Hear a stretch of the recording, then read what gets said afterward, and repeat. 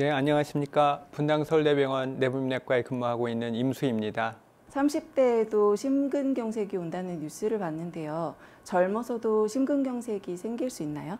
네, 그렇습니다. 물론 중장년층보다는 확률이 좀 떨어지긴 하지만 20대 후반, 30대 초반에서도 충분히 심근경색이 올 수 있고 그 기저에는 고지혈증이 가장 큰 영향으로 자리매김하고 있습니다. 고지혈증, 고콜레스테롤 혈증이라고 하는데 우리 몸의 혈관 내에 지방질, 기름기가 많이 흘러가고 있다고 이해하시면 되겠습니다. 아무래도 기름은 축적되기 쉽고 작은 혈관부터 막히기 시작하기 때문에 심장 혈관이 막히게 되면 그 끝부분이 괴사, 썩어 들어가는 심근경색이 시작되고 그게 잘 치료가 되지 않으면 사망에까지 이르러질 수가 있겠습니다.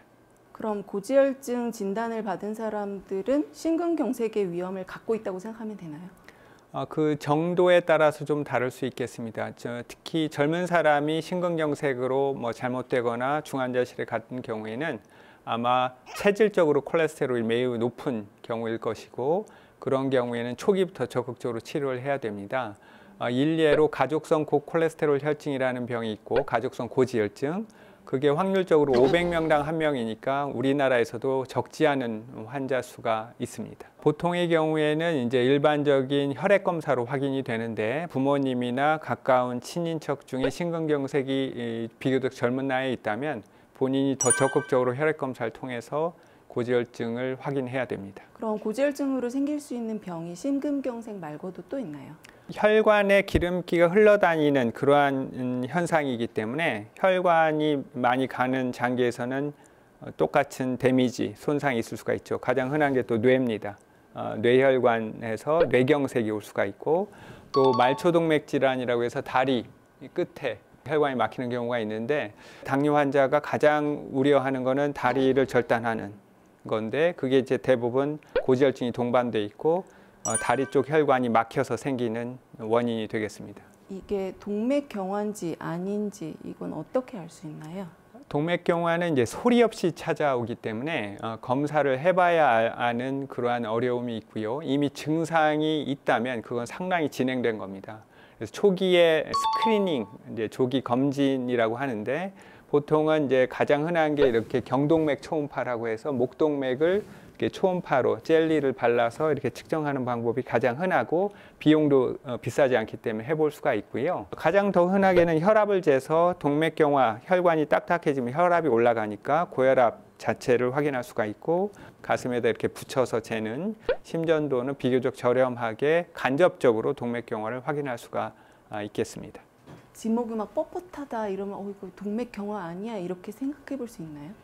그게 너무나 텔레비전 또는 이제 대중매체의 영향이 큰데 뒷목이 뻣뻣할 정도로 뭔가 혈관이 좁아져 있으려면 혈관이 70% 이상 좁아져 있다는 뜻이고 또 혈압도 많이 높다는 뜻입니다. 아주 위중한 상황이 되겠죠. 그래서 지금 방송을 보시는 분들은 절대로 거기까지 가서는 안 되고 그 전에 검진을 통해서 적절한 약제를 쓰는 게 꼭 필요하겠습니다. 초기에는 대부분 증상이 없지만 이제 많이 진행된 예를 들어서 목으로 올라가는 혈관이 70% 이상 좁아지면 어지러움증, 현기증, 집중력 장애, 또 길게 보면 인지기능, 기억력이 좀 떨어진다든지 그런 증상이 있을 수 있고 심장 혈관이 좁아져 있으면 가슴이 뻑뻑함, 답답함, 통증 그런 게 생길 수가 있고 만약 다리 동맥이 좁아져 있으면은 수족 냉감, 이제 차가운 느낌, 또 버스 한 정거장을 못 걸어갑니다. 그런 것들을 통해서 동맥경화가 지금 진행하고 있는지를 아실 수 있을 것입니다.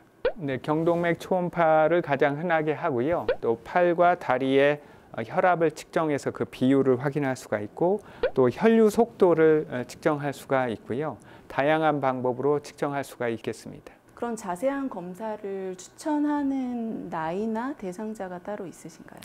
보통은 40세 이상의 성인이고 대사 이상, 즉 혈당이 좀 높거나 혈압이 좀 높거나 과체중 또는 비만이거나 또 중요한 게 가족력이 있을 경우입니다. 본인의 부모님이 젊으신 나이에 막 80세 넘어서 그런 거 생긴 거 말고 부모님이 5, 60세에 벌써 심근경색이나 뇌경색이 오셨다면 나도 그럴 수 있다는 걸 꼭 기억하셔서 그런 검사들을 해봐야 됩니다. 고지혈증을 혹은 동맥경화를 예방한다는 게 가능한가요? 예방하려면 가장 중요한 건 일단 담배를 안 피는 겁니다. 담배가 가장 동맥경화에 치명적이고 그 다음에는 과체중 비만이 되지 않도록 노력하는 거고요. 그러기 위해서는 매일매일의 식생활이 중요합니다. 그래서 되도록이면 전체적인 칼로리가 적고 또 기름이 좀 적은 그러한 음식들을 매일매일 드시는 것이 동맥경화로 진행할 수 있는 고지혈증을 막는 가장 현명한 방법이 되겠습니다.